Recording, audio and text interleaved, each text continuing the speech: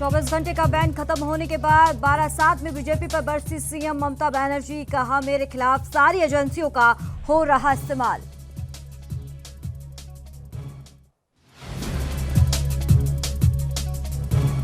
उत्तर प्रदेश में सीएम कार्यालय के कुछ अधिकारियों को हुआ कोरोना। सीएम योगी ने खुद को किया आइसोलेट।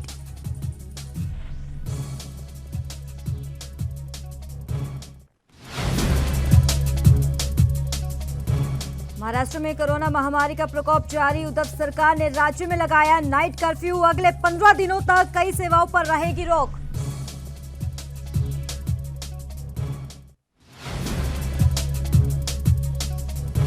तो वहीं देश में फूटा कोरोना बम। एक दिन में रिकॉर्ड 1,85,000 से अधिक नए केस तो 1,026 लोगों की हुई मौत। 82,000 से अधिक लोगों को घर की वापसी।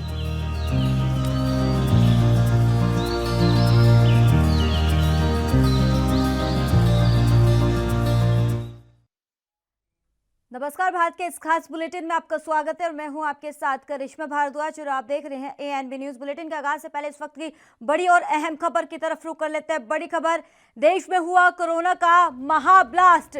तो बड़ी खबर है इस वक्त की आपकी टीवी स्क्रीन पर। 24 घंटे में रिकॉर्ड 1,85,104 नए केस सामने आ चुके हैं और एक दिन में कोरोना से 1,026 लोगों की मौत भी हो चुकी है। तो कोरोना से अब तक 1,38,00,000 से अधिक संक्रमित केस सामने हैं और देश में अब तक 1,38,71,321 लोग संक्रमित हैं फिलहाल। और आपको बता दें कि देश में 13,60,867 कोरोना एक्टिव केस हैं।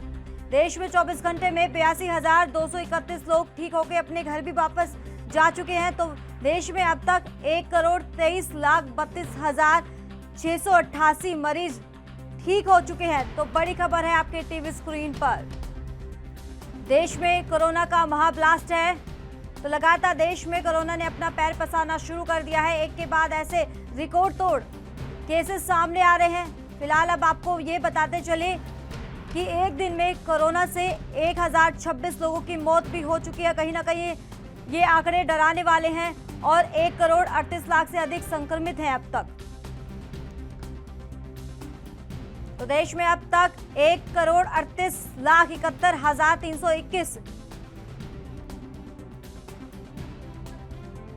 तो इस खबर पर तमाम जानकारी देने के लिए हमारे साथ संवाददाता दिल्ली से राजीव तिवारी फोन लाइन पर जुड़ गए हैं। राजीव, लगातार देश में कोरोना ने अपना पैर पसारना शुरू कर दिया है। अगर दिल्ली की बात करें तो दिल्ली में क्या मौजूदा हालात है अभी?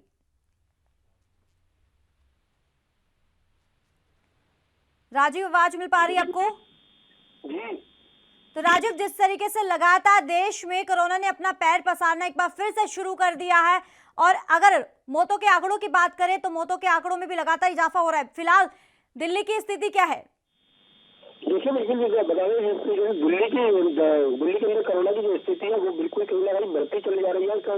और पिछले 24 घंटे के अंदर 11,400 से ज्यादा के आंकड़े आ चुके हैं और दिल्ली सरकार निरंतर कोशिश कर रही है। मगर दिल्ली सरकार की बात माने तो दिल्ली के अंदर अभी तक स्थिति नहीं बिगड़ी है और उसको संभालने के लिए दिल्ली सरकार लगातार कोशिश करती नजर आ रही है। मगर जिस तरीके से बात करें बाजारों के अंदर सोशल डिस्टेंसिंग तो वो देखने को नहीं मिल रहा है। मगर दिल्ली सरकार ने अब एक और बड़ा कदम उठाया है CBSE के एग्जाम को लेकर, यानी कि बोर्ड के एग्जाम को लेकर कहीं ना कहीं स्कूलों को बंद करने के लिए कहा गया है, बोर्ड के एग्जाम को रद्द करने के लिए कहा गया है। देखना होगा केंद्र सरकार बोर्ड के एग्जाम रद्द करती है या फिर नहीं। मगर देखना है कि लगातार जिस तरीके से कोरोना की स्थिति बिगड़ रही है और कहीं ना कहीं इसको संभालने के लिए दिल्ली सरकार निरंतर कोशिश कर रही है, तो वो कोशिश कितनी कारगर होगी। जी अगर फिलहाल जिस तरीके से नाइट कर्फ्यू लगा दिया गया है, लॉकडाउन की स्थिति भी पैदा होती जा रही है, दूसरी तरफ अगर प्रवासी मजदूरों की बात करें तो उनका भी पलायन शुरू हो चुका है, तो क्या लगता है इसमें कुछ असर देखने को मिल रहा है कि नाइट कर्फ्यू लगा दिया गया है, लॉकडाउन भी कई जगह पे लगा दिया गया है?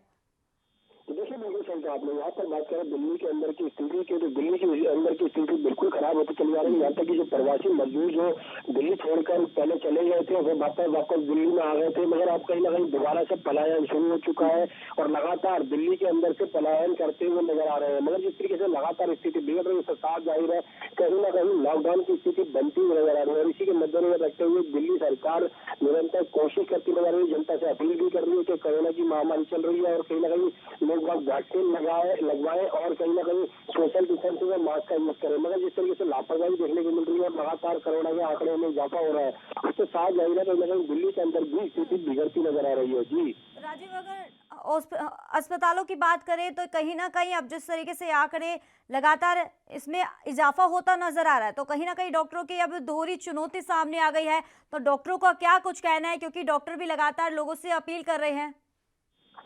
देखिए बिल्कुल भाई, जिस तरीके से लगातार स्थिति बिगड़ रही है तो कहीं ना कहीं अस्पतालों के अंदर भी स्थिति बिगड़ती चली जा रही है। और दिल्ली सरकार ने कहा है कि जो ज्यादा जिनकी तबीयत खराब हो यानी कि ज्यादा संक्रमित हो वो ही अस्पताल का रुख करे, वरना अपने आप को होम क्वारंटाइन के अंदर रखे। मगर जिस तरीके से लगातार दिल्ली के डॉक्टर भी यही अपील कर रहे हैं कि डॉक्टरों के ऊपर जिम्मेवारी ज्यादा बढ़ती चली जा रही है, क्योंकि लगातार 11,000 से जाकर ज्यादा के आंकड़े आना, तो कहीं ना कहीं स्थिति को संभालने के लिए डॉक्टरों को काफी मशक्कत करनी पड़ रही है और कहीं ना कहीं दिक्कतें भी आ रही है।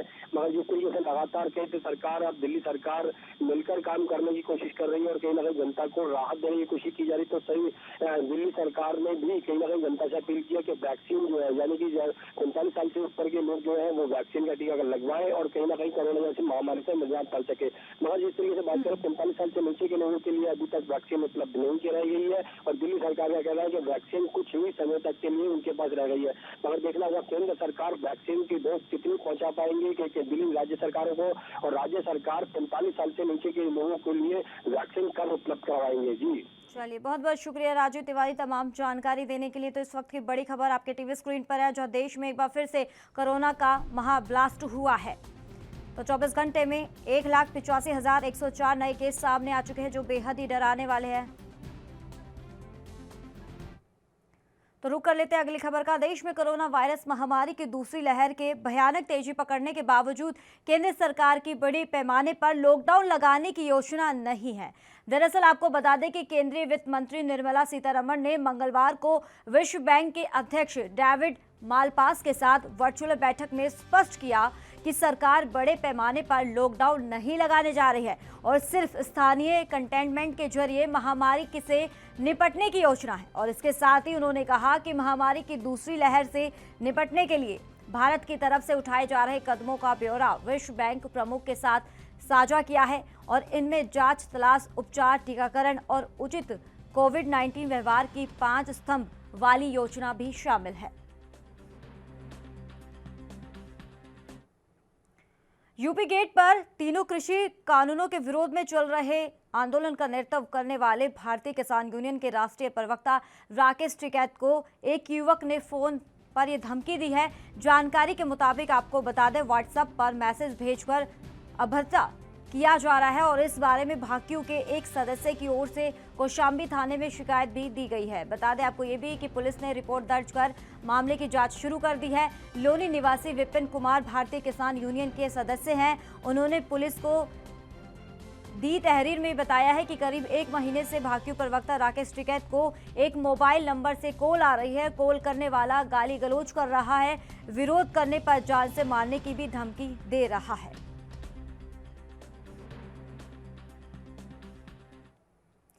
तो वहीं हरिद्वार में आज होने वाले तीसरे शाही स्नान को लेकर डीजीपी, मेलाधिकारी और आईजी कुंभ ने शाही जुलूस के मार्गों का निरीक्षण कर व्यवस्थाओं का जायजा लिया और सुबह 7 बजे के बाद हर की पेड़ी अखाड़ों के लिए आरक्षित हो जाएगी और ऐसे में सुबह 7 बजे तक ही स्नान हर की पेड़ी पर श्रद्धालु कर पाए हैं।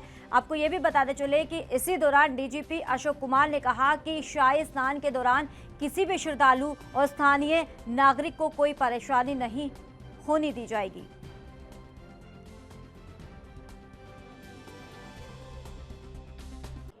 हर की पौड़ी हरिद्वार में गंगा स्नान किया और यहाँ का जो भी हम देखे वातावरण या जो भी व्यवस्था यहाँ की सरकार जो की है बहुत बढ़िया, अच्छा लगा। और जहाँ जहाँ बस स्टैंड है वहाँ से भी गाड़ियाँ फ्री सेवा हर की पौड़ी आने के लिए, मतलब बहुत अच्छा लगा। यहाँ की व्यवस्था अच्छा लगा। हर चीज़ कोविड-19 जो चल रही है इसका भी व्यवस्था हर जगह ये सैनिटाइजर और सफाई भी है, अच्छा है। हरियाणा के नूंह में भारतीय जनता पार्टी की तरफ से डॉक्टर भीमराव अंबेडकर की जयंती को लेकर एक कार्यक्रम था और जिसमें मुख्य अतिथि के रूप में परिवहन मंत्री मूलचंद शर्मा पहुंचे। इसी दौरान मूलचंद शर्मा को बीजेपी कार्यकर्ताओं ने फूल मालाओं से स्वागत किया और उससे पहले कार्यकर्ता भारी तादाद में डॉक्टर भीमराव अंबेडकर जयंती समारोह में पहुंचे थे। कार्यक्रम के दौरान सोशल डिस्टेंसिंग का खुलेआम उल्लंघन किया गया। भारतीय जनता पार्टी के छोटे नेता से लेकर आम कार्यकर्ता एक दूसरे से भिड़कर इस तरह से बैठे थे कि मानो जिले में कोरोना का कोई भी प्रभाव नहीं है। तो वहीं कार्यक्रम के बाद मीडिया से बातचीत करते हुए मूलचंद शर्मा ने डॉक्टर भीमराव अंबेडकर की जयंती पर ये बधाई भी दी।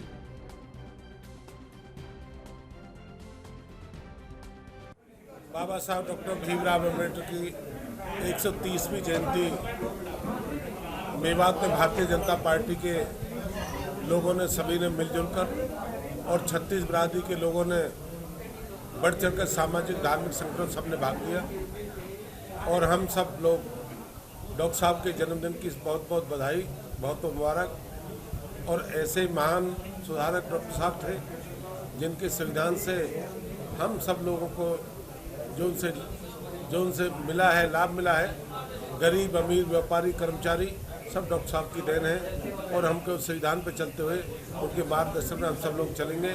और डॉक्टर साहब ने देश और दुनिया को बहुत कुछ दिया है। फिर दूसरी बार फिर हालात ख़राब है, चाहे दिल्ली हो, एनसीआर हो, मेवात फिर भी ठीक है, पर एनसीआर के इलाके में जो कोरोना की हालत है इससे बचें, इससे सब लोग दूरी बना कर रखें और इससे क्या है कि कम से कम घर से बाहर निकलें। जो केंद्र की मोदी सरकार और यूपी की योगी सरकार कोरोना से बचाव के लिए टीकाकरण उत्सव मना रही है और जिसके तहत वैक्सीनेशन का दौर लगातार जारी है और इस अभियान में लोग बढ़ चढ़कर हिस्सा भी ले रहे हैं। आपको बता दें कि यूपी के जालौन जिले में वैक्सीनेशन को लेकर लोगों में गजब का उत्साह देखने को मिला। भारी संख्या में लोग वैक्सीनेशन केंद्रों पर पहुंचकर वैक्सीन लगवा रहे हैं और सरकार की तारीफ कर रहे हैं। आज जिले मुख्यालय उरई के टीकाकरण केंद्रों पर जाकर मुस्लिम धर्म गुरुओं ने भी कोरोना महामारी से बचाव के लिए वैक्सीन लगवाई और अपने समाज के लोगों से वैक्सीन लगवाने की अपील की। और इसी दौरान जालौन की जिलाधिकारी प्रियंका निरंजन ने टीकाकरण केंद्र पहुंचकर मुस्लिम धर्म गुरुओं को गुलाब देकर उनका हौसला अफजाई की। हमारे पूरे हिंदुस्तान को, पूरे ज़िले को, पूरे शहर को ये संदेश है, ये मेरी गुजारिश है कि सारे लोग वैक्सीन लगवाएं। उसमें कोई परेशानी नहीं, कोई दिक्कत नहीं। अगर ये लगवाएंगे तो बीमारी से, परेशानी से महफूज रहेंगे ताकि आप आइंदा कोई किसी दूसरे को ये बीमारी ना पहुंच सके, ना लगे। और ये लगवाना चाहिए। ये हमारे प्रशासन शासन का अच्छी पहल है और ये पहल बहुत अच्छी है। हम चाहते हैं सारे लोग हमारे ज़िले के, हमारे शहर के वैक्सीन लगवाएं और दूसरों को भी जगाएं ताकर के वो आकर के वैक्सीन लगवाएं और इस बीमारी से हमको मुक्ति मिले। कि आप सभी देख रहे हैं कि जनपद में और प्रदेश में कोरोना के पेशेंट जो हैं वो लगातार बढ़ते जा रहे हैं। तो ऐसे में हमारे सामने दोहरी चुनौती है कि एक तरफ लोगों को कोरोना से इन्फेक्टेड होने से बचाएं और दूसरा जो लोग हैं उनका अधिक से अधिक टीकाकरण कराएं। इसी कड़ी में जो हमारे प्रदेश में टीका उत्सव चल रहा है 11 से 14 तारीख तक, उसमें विभिन्न समूहों से, जैसे कि हमने शिक्षकों से भी टीकाकरण करवाने के लिए गुजारिश की, बैंकर्स को भी बुलाया। इसी कड़ी में हमने धर्म गुरुओं को भी आज टीकाकरण के लिए बुलाया और हमारे जनपद के विभिन्न सम्मानीय धर्म गुरुओं ने अपना आज टीका लगवाया है। आप सभी जाएंगे अपने क्षेत्र में और वहाँ भी लोगों से गुजारिश करेंगे कि सभी लोग अधिक से अधिक जाकर 45 वर्ष से अधिक के लोग। खबर हरियाणा के चरखी दादरी से है, जहां हरियाणा सरकार ने रात को 9 बजे से सुबह 5 बजे तक नाइट कर्फ्यू लगाया है। और आपको बता दें कि पुलिस प्रशासन दुकानों को बंद करा रहे हैं और इस बीच पुलिस प्रशासन आने जाने वालों को भी कर्फ्यू के बारे में जानकारी दे रहे हैं। तो वहीं इस दौरान पुलिस अधीक्षक विनोद कुमार ने बताया कि सरकार के आदेश से नाइट कर्फ्यू लगा है और पुलिस प्रशासन लोगों को जागरूक कर रहे हैं। जो लोग कर्फ्यू का पालन नहीं कर रहे हैं तो उनके खिलाफ कड़ी कार्रवाई भी की जा रही है। हरियाणा सरकार ने जो रात्रि कर्फ्यू रात 9 बजे से सुबह 5 बजे तक लगाया है, हमने भी अपने ज़िले में इसको सख्ती से लागू किया है कल से। और मैं सभी से, बल्कि अपने दादरी वासियों से अपील करूंगा जो अननेसेसरी जो बाहर घूमते हैं पार्कों में, रेस्टोरेंट्स और सब, ये रात 9 बजे के बाद ना निकलें, अन्यथा आपको कष्ट का सामना करना पड़ सकता है। और पुलिस इसको इम्प्लीमेंट करने के लिए 100% मुस्तैद है और सभी जगह हमने इस संबंध में ड्यूटियाँ भी लगाई। देखिए, अवेयरनेस आने में थोड़ा सा समय लगता है, धीरे धीरे लोग मानने लग जाएंगे और जो लोग नहीं मानते उनके खिलाफ सख्ती भी की जाएगी और कार्रवाई भी की जाएगी। जी सर। देखिए, जैसा कि सभी को पता है, कोरोना की जो ये हरियाणा सरकार के सोमवार से नाइट कर्फ्यू लागू होने का असर तुरंत देखने को मिला। पुलिस रात 8 बजे से ही बाजार में पेट्रोलिंग कर दुकानों को 9 बजे से पहले बंद कराने में लग गई है। नाइट कर्फ्यू लागू होने की तस्वीर आपको दिखाते हैं कि फरीदाबाद के NIT 5 इलाके की, जहां पुलिस अपनी गाड़ी से पेट्रोलिंग कर लाउडस्पीकर पर लोगों और साथ ही दुकानदारों को 9 बजे से पहले अपने घरों में पहुंचने की हिदायत देती नजर आ रही है। पुलिस का ये कहना है कि पहले लोगों को समझाया जाएगा, लिहाजा पुलिस लोगों को लाउडस्पीकर के माध्यम से लोगों को नाइट कर्फ्यू को लेकर जागरूक कर रहे हैं और अगर फिर भी नहीं मानते हैं तो उनके खिलाफ कड़ी कार्रवाई भी की जाएगी। साथ ही रात 9 बजे के बाद जरूरी सेवाओं को लेकर भी पुलिस को कॉल किया जा सकता है। पुलिस जरूरतमंद की मदद भी करेगी।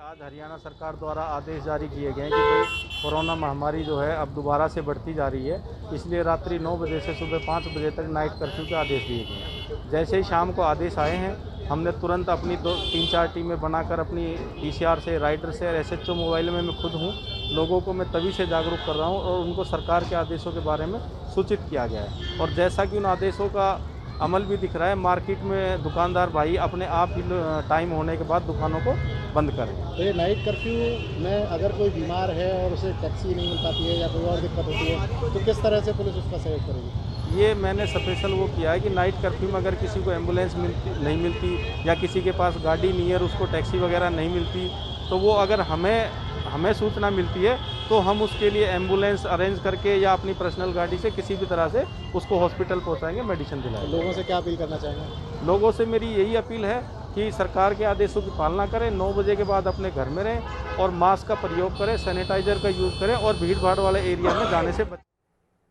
कोरोना से देश को बचाने के लिए अयोध्या में तपस्वी छावनी के महंत परमहंस दास ने अनोखा अनुष्ठान किया है। अब हिंदी नव वर्ष शुरू हो चुका है और जिसको लेकर महंत परमहंस दास ने भगवान श्री राम लल्ला से कामना की है कि नए साल के प्रारंभ के साथ पूरा देश इस महामारी से मुक्त हो।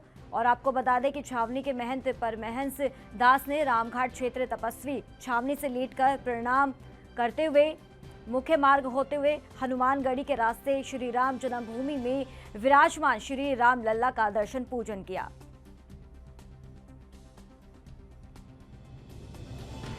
चैत्र शुक्ल प्रतिपदा हिंदू नववर्ष है। सृष्टि का आरंभ आज के ही दिन हुआ था, चैत्र शुक्ल प्रतिपदा के दिन ही हुआ था। लेकिन बीच में जब मुगल काल आया, ब्रिटिश शासन आई, तो लोग अपना नया साल भूल गए। जो हमारा नया साल है, सृष्टि के आरंभ से लेकर के चैत्र शुक्ल प्रतिपदा ही नया साल मनाया जाता रहा। लेकिन आक्रांताओं ने भारतीयों को जो है षड्यंत्र के तहत दबा करके, प्रताड़ित करके और 1 जनवरी को नया साल शुरू कर दिया। तो भारतीय संस्कृति को पुनः प्रतिष्ठित करने के लिए और स्वच्छ भारत, स्वस्थ भारत, समृद्ध भारत हो, विश्व गुरु भारत हो, राम राज्यमय भारत हो, जो भारत का स्वरूप रहा है वो पुनः प्रतिष्ठित हो। और 2024 में आदरणीय प्रधानमंत्री नरेंद्र मोदी जी फिर प्रचंड बहुमत से जो है प्राइम मिनिस्टर बने, क्योंकि मोदी जी ही एक ऐसे जो है तो देश को ऐसे नेता मिले हैं जो मुगलों के द्वारा भारतीय संस्कृति को जो विकृत किया गया था उसको पुनः प्रतिष्ठित कर रहे हैं। और साथ ही साथ में राष्ट्र की एकता अखंडता बनी रहे, सभी लोग सुखी संपन्न रहें और भारत हिंदू राष्ट्र घोषित किया जाए। इस पावन उद्देश्य के साथ में आज जो है हिंदू नववर्ष के उसमें चैत्र शुक्ल प्रतिपदा पर इस बीच बड़ी खबर की तरफ रुख कर लेते हैं। सीधे बड़ी खबर है मध्य प्रदेश से, जहां वहां पर भी कोरोना का कहर लगातार जारी है। आपको बता दें कि मध्य प्रदेश भी अब कोरोना ने अपनी चपेट में ले लिया है मध्य प्रदेश को। तो कोरोना के बढ़ते मामलों को लेकर सरकार भी पूरी तरीके से सख्त हो चुकी है, एक्शन मोड पर आ चुकी है। तो स्कूली शिक्षा मंत्री ने संकेत दिए हैं कि 10वीं से लेकर 12वीं तक की बोर्ड परीक्षाएं टल सकती है। इस वक्त की बड़ी खबर आपके टीवी स्क्रीन पर मध्य प्रदेश से आ रही है, जहां लगातार कोरोना का कहर वहां पर भी जारी है। तो इसी बीच वहां की जो सरकार है वो पूरी तरीके से एक्शन मोड पर है, सख्त हो चुकी है वहां की सरकार। तो इसी बीच आपको बता दें कि स्कूली शिक्षा मंत्री ने संकेत दिए हैं कि 10वीं से लेकर 12वीं तक की बोर्ड की जो परीक्षा है वो टल सकती है, क्योंकि कोरोना लगातार अपना प्रकोप रूप दिखाता हुआ नजर आ रहा है। तो लगातार तमाम राज्यों की बात करें तो तमाम राज्यों में भी जो बच्चे पॉजिटिव हो रहे हैं, छात्र हैं वो पॉजिटिव हो रहे हैं। तो कोरोना के बढ़ते मामलों को लेकर सरकार पूरी तरीके से एक्शन मोड पर है, जहां स्कूली शिक्षा मंत्री ने संकेत दे दिए हैं कि 10वीं से लेकर 12वीं तक की जो परीक्षा है वो टल सकती है। मध्य प्रदेश से है बड़ी खबर।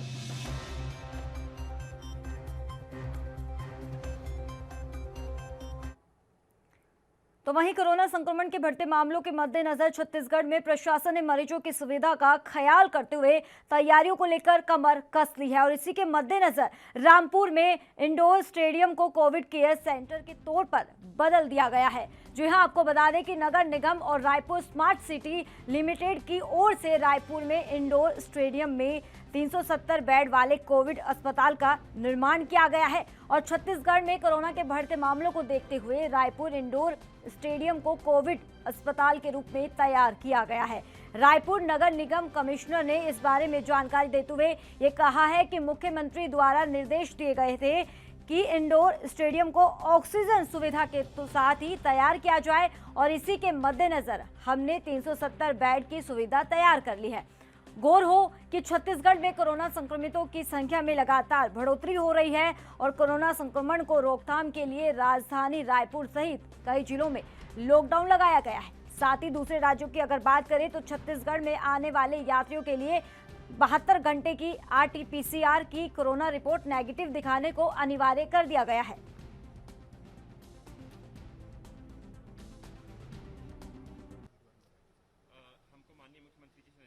निर्देश मिले थे कि जो स्थिति बन रही है जिसमें ऑक्सीजन बिस्तरों की बहुत आवश्यकता है, तो जो पिछली बार हमने इंडोर स्टेडियम बनाया था उसको इस बार परिवर्तित करते हुए एक संपूर्ण ऑक्सीजन फैसिलिटी बनाने के निर्देश मिले। उसके तहत स्मार्ट सिटी और हमने बहुत सारे दानदाताओं से संपर्क किया और 4 दिन के अंदर हमने करीब 130 बिस्तरों की ऑक्सीजन पाइपलाइन खींची है। करीब 216 ऑक्सीजन कंसंट्रेटर है, जैसे मेरे पीछे रखा हुआ है, ऐसा आप देख सकते हैं।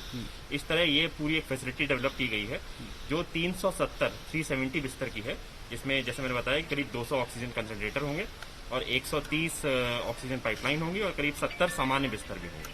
सर अभी इस बीच एक और बड़ी खबर की तरफ रुख कर लेते हैं। महाराष्ट्र से बड़ी खबर है आपकी टीवी स्क्रीन पर। वहां पर भी लगातार कोरोना ने अपना पैर पसारना शुरू कर दिया है। फिर कोरोना बम फूटा है महाराष्ट्र में और कोरोना के 60,212 मामले सामने आ चुके हैं और मौतों का जो आंकड़ा है लगातार इसमें भी बढ़ोतरी हो रही है। आज रात 8 बजे से लेकर नाइट कर्फ्यू लगाया गया है और धारा 144 भी लागू कर दी गई है। बेवजह घर से नहीं निकल सकेंगे, सरकार ने ये आदेश दिया है, या इसको साफ तौर पर चेतावनी भी समझ सकते हैं कि महाराष्ट्र में जिस तरीके से कोरोना ने अपना पैर पसारना शुरू कर दिया है, एक के बाद ऐसे आंकड़े सामने आ रहे हैं जो बेहद ही डराने वाले हैं। मौतों के आंकड़ों की बात करें तो मौतों के आंकड़ों में भी लगातार इजाफा हो रहा है, जो फिलहाल 24 घंटे में कोरोना के कारण 281 लोगों की मौत भी हो चुकी है और आज रात 8 बजे से धारा 144 भी लागू हो गई है। वो धारा 144 इसलिए लागू कर दी गई है क्योंकि नाइट कर्फ्यू लॉकडाउन के बावजूद भी जनता मान नहीं रही है। तो दूसरी तरफ सरकार भी लोगों से अपील करते हुए नजर आ रही है। तो महाराष्ट्र में जिस तरीके से एक बार फिर से 24 घंटे के अंदर अंदर रिकॉर्ड तोड़ केस सामने आए हैं और कोरोना के 60,000 से अधिक नए मामले सामने आ चुके हैं। तो मौतों के आंकड़ों की बात करें तो उसमें भी लगातार बढ़ोतरी हो रही है। आज रात 8 बजे से धारा 144 लागू कर दी गई है। बेवजह घर से नहीं निकल सकेंगे, सरकार ने कहा है। रुक कर लेते अगली खबर का। बीते 1 महीने से यूपी और बिहार के प्रवासी मजदूर भारी संख्या में पलायन कर रहे हैं और जिसको लेकर तरह तरह की अफवाहें भी सामने आ रही है, जिसमें से मुख्य रूप से यह बात निकलकर सामने आ रही है कि जिस तेजी से एक बार फिर से कोरोना अपने पैर पसार रहा है और उसी के मद्देनजर कहीं दोबारा लॉकडाउन ना लग जाए और इसलिए प्रवासी मजदूर पलायन कर रहे हैं। इस दौरान प्रवासी मजदूरों ने बताया है कि वह लॉकडाउन लगने के डर से पलायन नहीं कर रहे हैं, बल्कि उनके खेतों में गेहूं की फसल पककर तैयार हो गई है, जिस वजह से वह गेहूं की कटाई के लिए अपने अपने घर जा रहे हैं।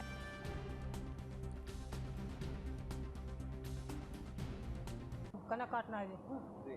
ऐसा तो नहीं है कि लॉकडाउन ना लॉकडाउन वजह से नहीं जा रहे। बस यार हम मरचेड़ी था, ठीक है, अब गेहूँ काटने के वास्ते जा रहे हैं जी, और लॉकडाउन का कोई परेशानी से नहीं जा रहे, ठीक है। गेहूँ का फसल आ गया है, अब अकेला है, इसीलिए हम जा रहे हैं गेहूँ का। यहाँ काम करते थे, अब जा रहे हैं घर, काम समाप्त हो गया। तो क्या वजह है घर जाने की? वैसे ही जा रहे हैं। ऐसा तो नहीं कि लॉकडाउन का डर सता रहा है इसलिए वापस आ रहे हैं? नहीं, वैसे ही जा रहे हैं। लोगों के लिए फरवरी मास से अम्बाला डिपो द्वारा सेवा शुरू की गई है और तभी से ये गाड़ी सीटेड फुल जा रही है। आने में भी ठीक है, उधर से मतलब ठीक आती है, मीडियम आती है। जैसे जैसे सवारियों को ज़्यादा इसके बारे में पता लगे तो उधर से भी फुल आएगी।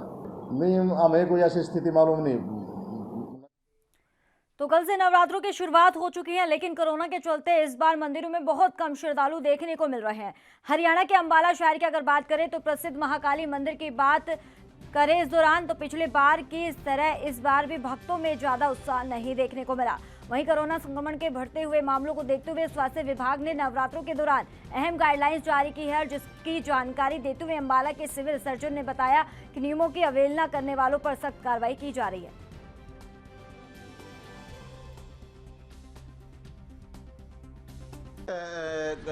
आदरणीय उपायुक्त महोदय की तरफ से टीमों का गठन किया गया है और मंदिरों में साफ हर कहीं पे किसी भी तरह का कोई भी कीर्तन नहीं होगा, कहीं पे भीड़ की गैदरिंग नहीं होगी। अगर गैदरिंग होगी तो हमारी टीम ये भी पूरी की पूरी एक डिस्ट्रिक्ट लेवल की टीम बनाई गई है, बाकी सब डिवीजन लेवल पर टीम बनाई गई है और थाना लेवल पर टीमें बनाई गई हैं, जिसमें हमारा एक मेडिकल ऑफिसर होगा, एक पुलिस अधिकारी होगा और एक जो होगा जिला प्रशासन की तरफ से कोई भी बीडीपीओ या तहसीलदार होगा। और जो जिला लेवल पे है, मेरे एक डिप्टी सीएमओ डॉक्टर राजेंद्र राय और जो डीआरओ डिस्ट्रिक्ट रेवेन्यू ऑफिसर हैं कैप्टन विनोद शर्मा और तीसरे एक डीएसपी है जो हेडक्वार्टर हैं, वो तीनों। समय में कम से कम गर्भगृह में हमारे पास 5 बंदों की अनुमति है, क्योंकि हमारे पास अंदर 5 ही बंदों की जगह है, बाकी बाहर पे हमारे 15-20 आदमी बैठ सकते हैं सोशल डिस्टेंसिंग के हिसाब से। सर, किस तरह से देखते हैं कि कोरोना का असर हुआ है मंदिरों में, रौनक जो है वो इस बार नहीं दिखाई देती? इस बार थोड़ा कोरोना करके थोड़ा रौनक नहीं दिख रही है मंदिरों में भी, लोग कम ही आ रहे हैं मत्था टेकने के लिए। कीर्तन को लेकर क्या गाइडलाइंस दी? कीर्तन के लिए तो कीर्तन तो नहीं होंगे इस बार, और न ही कोई भंडारा लगेगा। हाँ जी, हम तो यही कहेंगे कि मास्क लगा के आओ, जितना हो सके उससे अपना बचाव रखो बीमारी से, कि कम ज़्यादा से ज़्यादा अपना ठीक रहे। बस हम तो यही चाहते हैं माता रानी से कि बस सुख शांति रहे और अपना ठीक ठाक रहे सारे जने। मैम, पहले के मुकाबले क्या आपको लगता है कि कोरोना की वजह से मंदिरों में रौनक कम हुई है? हाँ जी। नमस्कार, भारत के इस खास बुलेटिन में फिलहाल इतना ही, दीजिए इजाजत, नमस्कार।